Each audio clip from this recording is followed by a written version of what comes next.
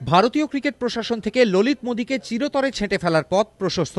সূত্রের খবর, রবিবার কলকাতায় বোর্ডের কর্মসমিতির বৈঠকের ফাঁকেই আলোচনায় বসেন শ্রীনিবাসন ডালমিয়া এবং রাজীব শুক্ল। তিন মূর্তির আলোচনাতেই বেরিয়ে আসে মোদীকে আজীবন নির্বাসনে পাঠানোর রোডম্যাপ। সবার অলক্ষ্যে বোর্ডের কর্মসমিতির ফাঁকেই আলোচনায় বসেছিলেন তিন শীর্ষ কর্তা। আর রবিবার এই কলকাতার বুকেই তৈরি হয় ললিত মোদীকে বিসিসিআই থেকে চিরবিদায় করার রোডম্যাপ। সবকিছু ঠিকঠাক চললে 25শে সেপ্টেম্বর বিশেষ সাধারণ সভা বসছে বোর্ডের, যে সভা হবে চেন্নাইয়ে। আর তার 4 দিন পরেই বার্ষিক সাধারণ সভায় প্রশস্ত হবে মোদী বিদায়ের পথ। মোদীর আর্থিক কেলেঙ্কারির তদন্তে আগেই 3 সদস্যের কমিটি গড়েছিল বিসিসিআই। এই কমিটিতে রয়েছেন জ্যোতিরাদিত্য সিন্ধিয়া, অরুণ জেটলি এবং চিরায়ু আমিন। ইতিমধ্যেই বোর্ডের শীর্ষ কর্তাদের কাছে 327 পাতার রিপোর্ট জমা দিয়েছে কমিটি।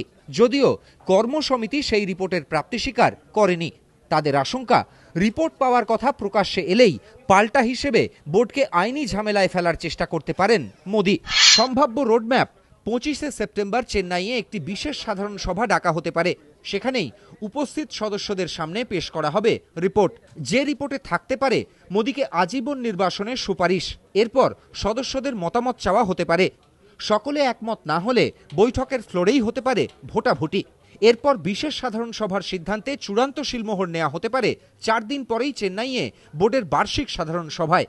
অর্থাৎ রোডম্যাপ অনুযায়ী 29শে সেপ্টেম্বর বার্ষিক সভার পরেই হতে পারে মোদীকে চিরনির্বাসনে পাঠানোর ঘোষণা। মোদী প্রসঙ্গ বোর্ডের কাছে এতটাই স্পর্শকাতর যে এখনই এ নিয়ে মুখ খুলতে চাইছেন না কেউই। অন্তর্বর্তী সভাপতি ডালমিয়াও মন্তব্য এড়িয়ে গেলেন। তবে বোর্ড সূত্রে খবর, যতই বিদেশ বিভুঁইয়ে বসে মোদী শ্রীনি ডালমিয়াদের বিরুদ্ধে টুইটারে বোমাবর্ষণ করে যান, এবার তার পরিত্রাণ অসম্ভব। মোদী দেশে ফিরলে প্রশাসন তার নাগাল পাওয়ার আগেই চিরতরে বন্ধ হয়ে যাচ্ছে একসময়ের আইপিএল অধীশ্বরের ক্রিকেট প্রশাসনে কামব্যাকের রাস্তা। প্রদীপ্ত গোস্বামী, এবিপি আনন্দ।